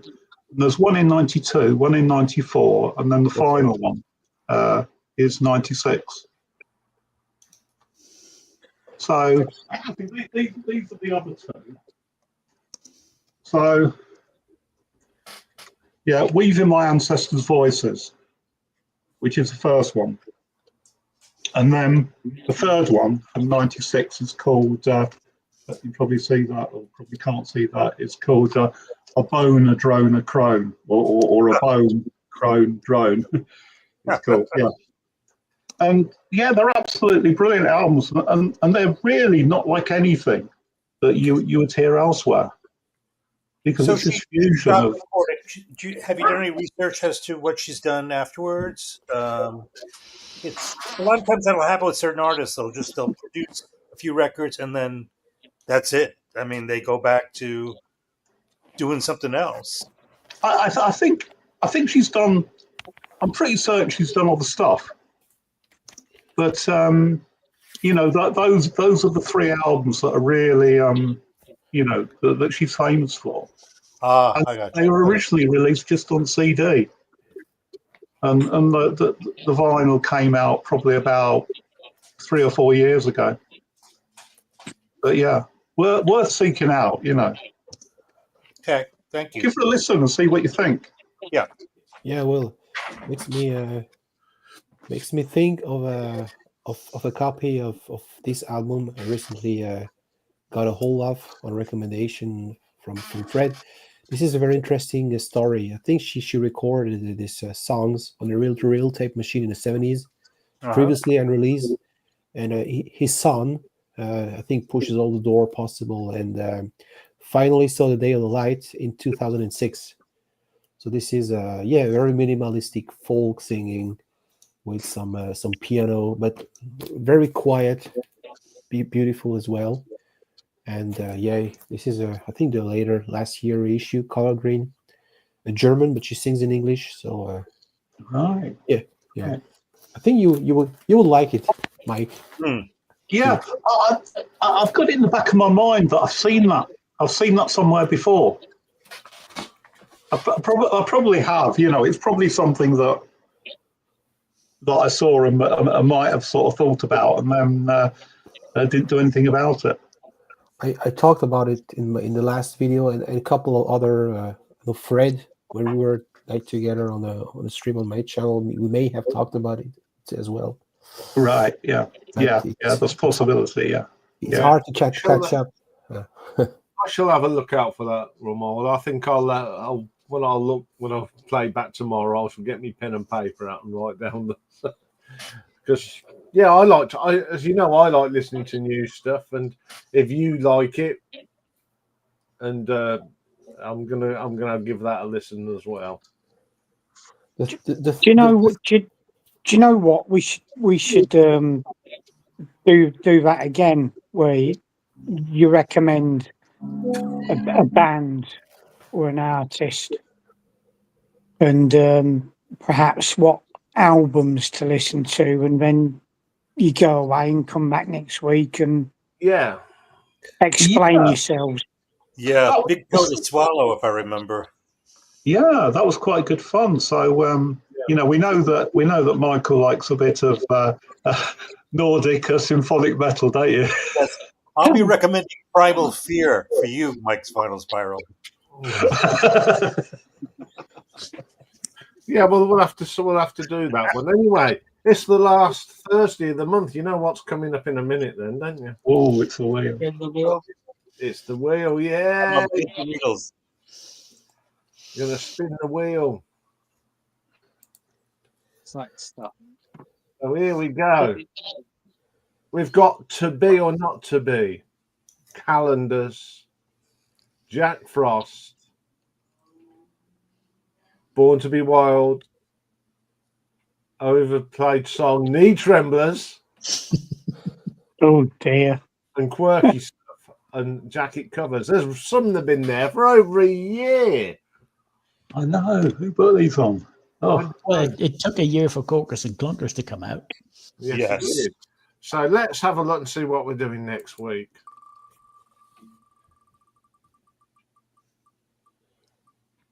go on. Yay. Well, this Knee Tremblers. Yes. Now this is one of yours, Michael. Oh, Just you change and the name of Ellis. it. It's them albums that made us go. "Phew." Martin, In what way? what sense? things that when we were growing up, like, people that would get, that's what it was all about, wasn't it, Michael? All these artists that make us. You can explain it. I don't know. Yeah. You've embellished in a way that I can't remember which one it was. Let's see. Susie Quattro, Debbie Harry, Ah, Stevie name two. the women. Yes. Toya. Well, Yeah, I was going to say that you better get your toy albums out. The women we Exactly. love. The women, God. the female singers we love. Oh my and if goodness. there's a Gotta be one of lady who them wants to curvy come up, lives. it can be. If there's a lady that wants to come up and show something, it can be fellas that turned her on. Let's not be sexist. Yes. When does But that I never appeared on a record sleeve. Yes. Women who Yeah. just women's voices when they sing just melt us. Yes, Those are the Knee Tremblers. Okay. that's why I thought I wanted a quirky title for it. So I thought Knee Tremblers. Is So that we something? Is that every artist who suffer from Parkinson disease? Sorry, bad joke. No, bad joke. Yeah, I got it from when we was at school. You'd go behind the bike shed for a knee trembler. Can the pictures be topless or non-topless? Oh, it's up to you, isn't it, really? As long as you keep your top on. Yeah. Ramon, any travel in the works for you, or are you basically house husband these days? Yeah, stay at home. Working baby. Yeah. in a hot and sweaty Canadian summer. Welcome to the East Coast. Yeah. Yeah. That's what I Well, call in, timing. Well, in 17 days, there'll be some knee trembling doing at the Black Prince. Just Soap girls. Yeah. Just got back from Toronto. If you are asking, since we were talking about traveling, where I met up with David Atkinson. Oh. Yeah, with Brian and Brian Robot for a fifth time, a local guy, and yeah, David came over here and spent a week. So, it was a pleasure to guide him. He came exactly 1 year after Ben Rankings. We made the same, tour shop expedition in Toronto. It was pretty cool.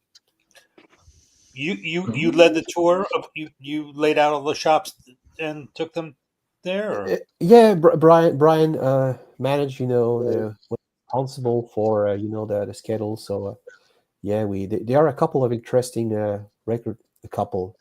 dozens in Toronto is huge, but we focused on two stores in Toronto, and yeah, it seems he really liked it. So he took back home lots of new stuff. That's great. Yeah. Nice. Yeah. Anyway, I think it's time to make a thumbnail. Okay. I'm going to show what I've been listening today. Okay. I finally got Okay. around to listening to it. Me too. Ah. 1, 2, 3. Oh, Bert Jansch. Wow. I'll show my Sisyphus. Right. Wait for Just Simon. waiting for Simon. Hang on. I'll just show my can. Okay. Breakfast. The album, Simon. In that case, put you up there and that there. 3, 2, 1. Thank you very much. Okay, well, with all the glitches in that, I think we've managed to get through unscathed. As ever, it's always a pleasure to have Romold up. He doesn't Yeah, come up- sorry, I don't always have the time because of work, but whenever I find the time, it's a pleasure. It's not that I don't Yeah, like you it's guys, great. but you know. Yeah, it's lovely to always have you up. When we Yeah. do this homework thing, Romold, we'll make sure. Well, Michael sort of co-ords because he's got your connection. We'll see that you can get involved with this because I'm Yeah. sure Yeah. it can be a lot of fun because you can throw up something that probably none of us have never heard. Hey, my Yeah. pleasure. Yeah. I mean, I'm looking to get more and more into the more obscure Canadian prog now. Romold. After we were talking about harmonium the other day. Oh yeah, really? Yeah, that's the VCLT. Yeah. So yeah, this is what a community is all about. We were talking about the influence we may have on other, and Yeah. for me, we live Yeah. here. First of all, discovering stuff for myself, enjoying, and then okay, next step, Yeah. make it available for the rest of the world. And this is how I see things. I recently made a video about all these records I bought because you guys introduced it to me, and yeah, this is what. Yeah, she said. Well, when I sit with what's yours, Ramo, I sit with a pen and paper because if there's something there that I haven't heard of, I scribble it down. Right. I think that's. I know there's a lot of people that do that. Always seem to. Oh, I'll listen to that. Oh, I'll go and listen to that. But you're right. That's what the VC is all about: sharing, caring, and getting each other, sending each other down rabbit holes. Because we all listen to our favourites, but it's always nice to discover new stuff, even if it's old. It's always great to discover why didn't I get to hear this? What? Yeah. I mean, it's like It's old. I know we've got some gremlins in tonight, haven't we? I want to say, yeah. I'm still here. I just had to go and draw the curtains. All right. Okay. Yeah. No, we're being deprived. We're being deprived of our usual scenery. Yes. Yeah, well, I lost course because it's all gone blank. Yeah, well, I think we do sort of thrive off each other's discoveries. Mm-hmm. We do. And I think that's what's great about it. I mean, it's like well, what Simon sent me. I still haven't listened to it all yet, but it's. I mean, yeah, the other day I had the soundtrack of 633 Squadron blasting out. There's quite a few there to listen to, wasn't there? Yes. Yeah. And I finally got round to putting the Killing Fields soundtrack on again, and I've missed listening to that. Yeah. I've got it on. I've got it on my iPod, but it just doesn't sound the same. Once Upon a Time in America, that's a great score. That is. Yeah, that's probably one of tomorrow's listening, along with Chariots of Fire, two soundtracks. Another great one. Yeah, two great we ones. We host every Sunday morning, Stunty, Stun Rock, Confusion, and myself, a live stream on a French-speaking channel, and we often got to discuss about the difference between south of France. I think it would be interesting, since you guys are spread all around the UK, to know, for instance, okay, in Leeds, you have more chance to stumble upon such stuff, because to me, it's something I don't know, but it would be interesting to know about, hey, London, we know it's an expensive city, lots of record stores, but are there the difference between Manchester, Birmingham, South, whatever? Yeah, I'd say there is. Take the Yeah, risk. yeah. I mean, there's a lot of different types of music that tend to be associated with a particular city, don't they? Mm-hmm. You know, and I think, when it comes to metal, it's the Midlands, isn't it? Yes. Sure. Yeah. Yeah. It's Birmingham and around there. Was And it then, of more course- mainly in a pastoral Eastbourne village? I'm not really sure. I'm not really sure what. Yeah, no, Yeah, I mean, for the three biggest bands to come, metal and rock bands to come out of the Midlands are obviously Black Sabbath, Led Zeppelin, and Judas Priest. Judas Priest, yeah, Birmingham, yeah, and in the US, it's probably the same when you see a city like Detroit. You had the Stooges, MC5, Grand Funk Railroad, so Yeah. not really the folk pastoral stuff neither. Yeah. I mean, there was a thing, and it was really it was started by Stiff Records, really, but all of a sudden there was this thing about Akron, Ohio, and the and the sound from there, and it was all a bit, it was all a bit manufactured, really. Oh. Because Stiff had some artists, and they were after Devo at the time.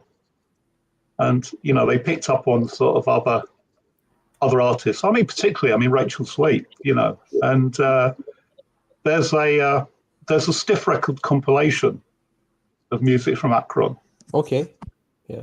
And it's not the best album in the world. And there were questions asked, they put this compilation out, and there were questions asked, well, why isn't it selling? And the brutal answer was because it was crap. Even where you are, Mike. When I actually thought there was sort of like this thriving music scene in Akron where there were all these brilliant bands were performing, and that wasn't the case. It was just. It's like a town in England gets its own sort of little corner of the prog, doesn't it? The Canterbury scene. Yeah, but I think that was a real thing, though. Yeah, and all these people talk about, in America about the Canterbury scene in UK. It's a little city in Kent. Yeah. And that's all it is. There's not much to see there apart from a cathedral. And it all started because an Australian guy was hosted by Robert's wife and mother. Yeah. Right. Yeah. Yeah. I'll tell you what, I would have loved to have been in Canterbury in the late 60s. I think we all of us that love our prog, to have been in Canterbury in 1967, 68 would have been a fantastic journey. Yeah, absolutely. Absolutely, yeah. I mean, one of my friends, his brother was a couple of years older than him, and he went to University of Kent in Canterbury, and it would have been about 1972 that he went, and it was because of his music collection that I got into bands like Caravan and Soft Machine. People like Robert Wyatt. Yeah, Egg, Gong, Can, and all. Yeah. This. KHAN, not CAN, of course. Yeah. I mean, when I worked on the railway, I got friends with a guy that was into prog, who actually lived in Canterbury, and he says, "Do you want to come down for a few days over the weekend and come to some of the pubs?" He says, because the prog scene around here is still as strong as it ever was. So I said, "Yeah, I'm up for that." And Friday night, Saturday night, we went to two separate bands, and a track. You go in and they're playing stuff from Caravan, Gentle Giant, Camel. None of the mainstream prog. It's all this And I was just mesmerised. And these were blokes of my age, so so it was fabulous. I mean, for the band, they did they were just doing caravan stuff. They were like a caravan tribute band. You mean you don't get that anywhere else? But Canterbury caravan tribute band. Yeah, why not? Why not? So yeah, a bit of prog. Yeah. Hey, we'll have to make a visit down there, Nick. You'd love it, wouldn't you? No. No, Nick's tour, you'd be too busy listening to your Pink Floyd albums. Prague History Tour.